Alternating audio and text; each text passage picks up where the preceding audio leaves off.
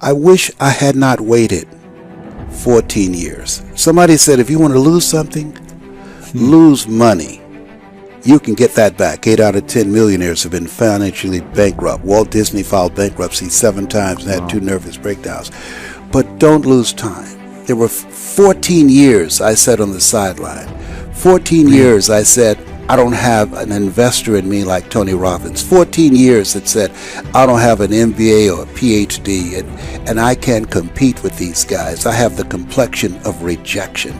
14 years I silenced myself. Wow. And so I regret that, because there are some people that maybe if they'd heard my voice, they would not have turned to drugs. If they'd heard my voice, their lives would have taken a different direction. And I can't get those 14 years back. That haunts me, and I think that drives me when I speak with such energy. I'm trying to make up for that time, but I can't. You don't achieve worthwhile goals quickly or easily. They take time. They take struggle. They take relentless pursuit, day in and day out. That's what it takes. But also, things don't usually fall apart quickly either.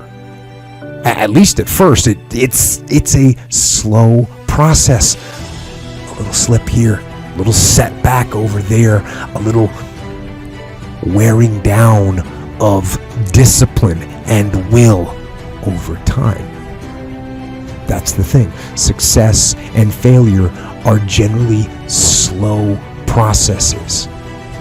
Either slowly building things up or gradually tearing them down. And that's why I say you've got to pay attention. You have to watch. You have to watch every single second. Because those seconds, they turn into minutes. And minutes turn into hours, and hours turn into days, and days turn into years. And so, that second that just went by, that counted. And so did that second. And so did that one. And in those precious seconds, you were either building or you were decaying. You were either gaining ground or you were losing ground in that second, and in every second. Every second counts. So make every second count. Should be afraid of taking risks and pursuing something meaningful. But you should be more afraid of staying where you are if it's making you miserable. It's like the first thing you want to do is dispense with the idea that you get to have any permanent security outside of your ability to contend and adapt. It's the same issue with children. It's like you're paying a price by sitting there being miserable. And you might say, well, the devil I know is better than the one I don't. It's like, don't be so sure of that. The clock is ticking. Yeah, and if you're miserable in your job now and you change nothing, in 5 years you'll be much more miserable and you'll be a lot older. It's a luxury to pursue what makes you happy. It's a moral obligation to pursue what you find meaningful. And that doesn't mean it's easy. You know, if you take people, and I've told you this, and you expose them voluntarily to things that they are avoiding and are afraid of, you know, that they know they need to overcome in order to meet their goals, their self-defined goals. If you can teach people to stand up in the face of the things they're afraid of, they get stronger. And you don't know what the upper limits to that are, because you might ask yourself, like, if for 10 years, if you didn't avoid doing what you knew you needed to do, by your own definitions, right, within the value structure that you've created, to the degree that you've done that, what would you be like? Well, you know, there are remarkable people who come into the world from time to time, and there are people who do find out over decades-long periods what they could be like if they were who they were, if they spoke their being forward. And they get stronger and stronger and stronger, and we don't know the limits to that. We do not know the limits to that. Time is short. What is your life? It's even a vapor that appeareth for a little time and then vanisheth away. If someone had told me when I was 20 years old that life was very short and would pass just like that, I wouldn't have believed it. And if I tell you that, you don't believe it either. I cannot get young people to understand how brief life is, how quickly it passes. It seems like yesterday I was in school.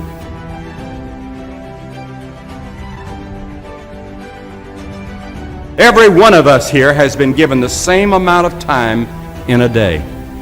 1,440 minutes a day, 168 hours per week. The days of our years are 80 years and 10. And if by reason of strength they are 80 years, yet is their strength labor and sorrow, for it is soon cut off, and we are passed away and cut off. 70 years God allows us. And it's interesting to me, with all of our medical science, we've never passed that magic mark. The average American male today lives 70 years and 4 months. The average female, 73 years and 6 months. More people live to be 70, but the average age of an American is still 70 as taught in the Scriptures. Now, 70 years God allows us. Let's think a moment. What do we do with those 70 years? The first 15 are spent in childhood, and then 20 years we sleep. And then the last 5 years, physical limitations are curtailing your activities. They haven't curtailed mine yet, but my 5th year till 70 starts next year. Only 30 years left, and part of that time must be spent in eating meals, working, and figuring out your income tax, things like that.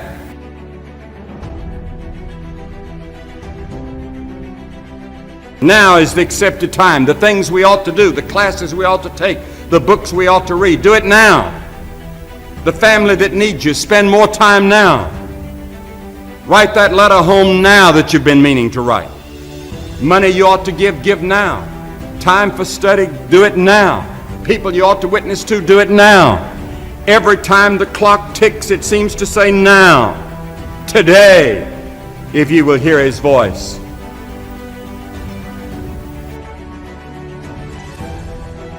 There is the category of problems in life, and it ain't going anywhere. And so the question is, can you deal with the whole category at the same time? That's the thing. That's how to be in the world, is to deal with that category all at the same time.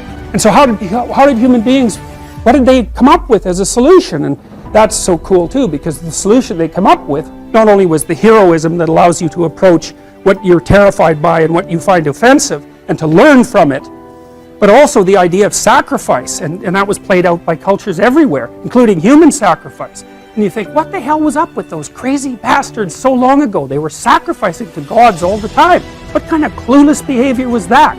Burn something and please God. Burn something valuable and please God. It's like, what was with them? What were they thinking? Well, they weren't stupid, those people. If they were stupid, we wouldn't be here. They were not stupid, and believe me, they lived under a lot harsher conditions than we do. So those were some tough people, man. You know, back then you'd last about 15 minutes. And so you don't want to be thinking of your ancestors as stupid. Like, there's no real evidence that we're much different cognitively than we were 150,000 years ago. So anyways, sacrifice. What does that mean, sacrifice? Well, it's a discovery, man. It's the discovery of the future. It's like the future is actually the place where there is threat. And it's always going to be there. So what do? You make sacrifices in the present so that the future is better.